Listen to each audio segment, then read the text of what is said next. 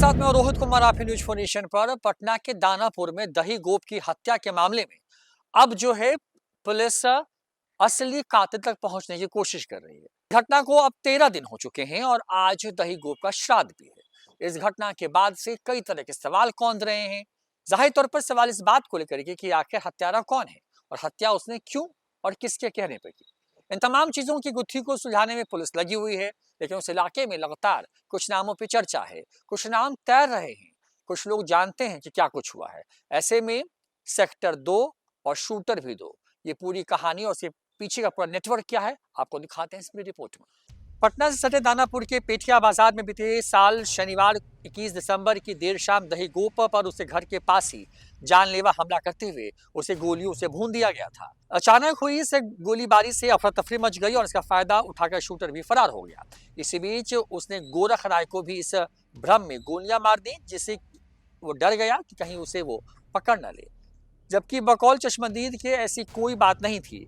गोरख चूड़ा खरीद कर घर जा रहा था और बिना वजह मारा गया। इस घटना के बाबत चश्मदीदों ने बड़े खुलासे तो किए ही, वहीं दानापुर एएसपी ने भी दावा किया है कि घटना के 3 दिन बाद ही पुलिस ने दही गोप हत्याकांड को अंजाम देने वाले शूटरों को न केवल चिन्हित कर लिया था, बल्कि उसका सच भी जान लिया।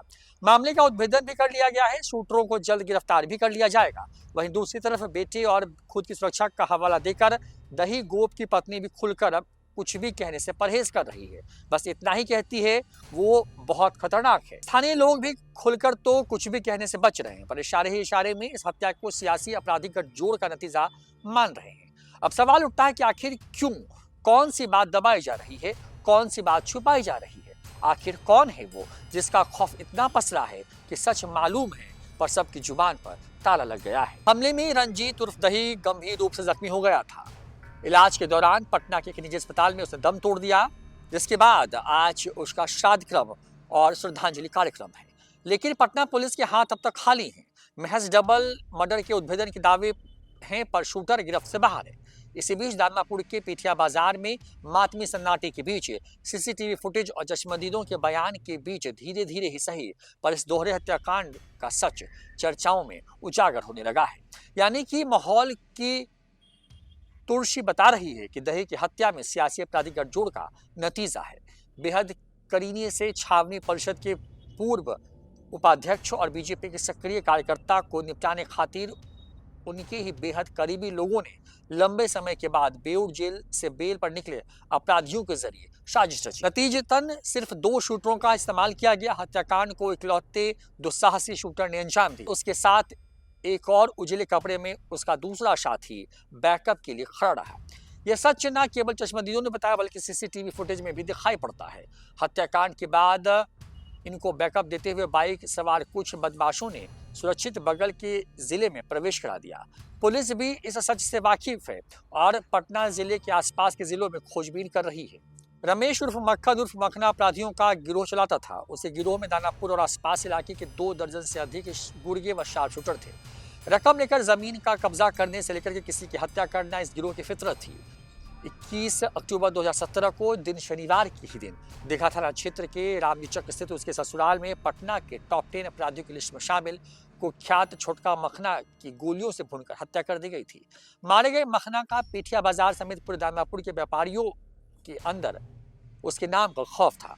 रंगदारी नहीं देने पर अपने गिरोह के शूटरों संग उसने कई हत्याएं भी की, लेकिन उसे गिरोह के शूटरों की फौज बची रह गई, जिसको विभिन्न कांडों में पुलिस द्वारा गिरफ्तार कर बेऊर जेल भेजा गया। आपको बता दें कि केंद्रीय कारागार बेऊर जेल कई सेक्टरों में बटा है, पर मखना गिरोह के शूटरों और बदमाश अमूमन सेक्टर 2 के वार्ड में रहा करते हैं। उस दौर में जेल का यह सेक्टर पटना जिले के एक बाहुबली के नाम से जाना जाता था। मखना के मारे जाने के बाद शूटरों की फौज अनाथ हो गई। तब कहते हैं कि उक्त बाहुबली ने ही सहारा दिया। लेकिन मखना गिरोह के शूटर पेठिया बाजार पर फिर से एक बार कब्जा कर रंगदारी वसूलने का मंसूबा पाले उचित समय का इंतजार करते रहे।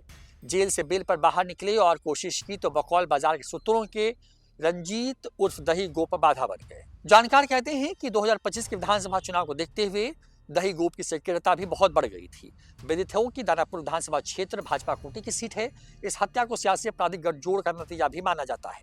अंतिम यात्रा में उम्र जनसैलाब, छतों से होती शव पर फूलों की बारिश और रंजीत कुमार अमर रहे के गगनभेदी नारों ने ही दही गोप की अपार लोकप्रियता का सहज अंदाजा कराया, जो इस दावे को और पुख्ता करता है और एक बड़ा इशारा भी करता है।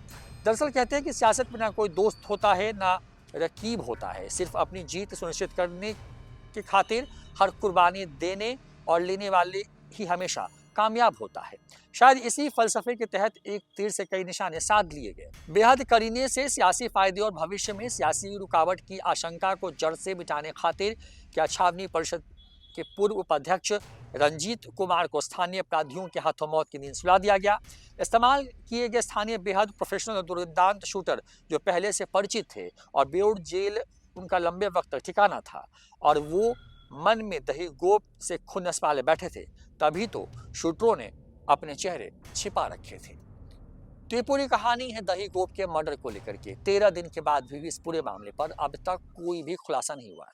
बड़ी बात यह है कि इस हत्याकांड के पीछे का जो शूटर है, सब कुछ पुलिस जान रही है, लेकिन ना उसको खोज पा रही है, ना उस तक अपने हाथ डाल पा रही है। अब देखना होगा कि आज जब उस दही गोप की तरफ श्राद्ध चल रहा है, दूसरी तरफ पटना पुलिस इस पूरे मामले पर चुप्पी साधे हुए है, तो कब इस पूरे मामले पर खुलासा होता है और कब असली जो हत्यारा है और जिसने इस पूरी साजिश को रचा वो पुलिस से गिरफ्त में आता है। फिलहाल इतना ही, देखते हैं न्यूज़ फॉर नेशन। नमस्कार।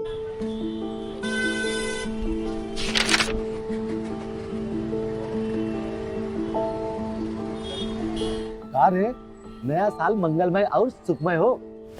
का मंगलमय और का सुखमय। ये अखबार देख, रोज कत्लेआम, लूट पाट, हत्या। 20 बरिस से ई हाल बा। पायल और सुमन को घर से बाहर भेजल जाला, कई दिल थरथरावे लागेला। कहवा से ई नया साल मंगलमय होई। बात तो सही बा, साल मंगलमय तब हुई जब नई सरकार आई। नया साल, नई सरकार, नया संकल्प, नया बिहार।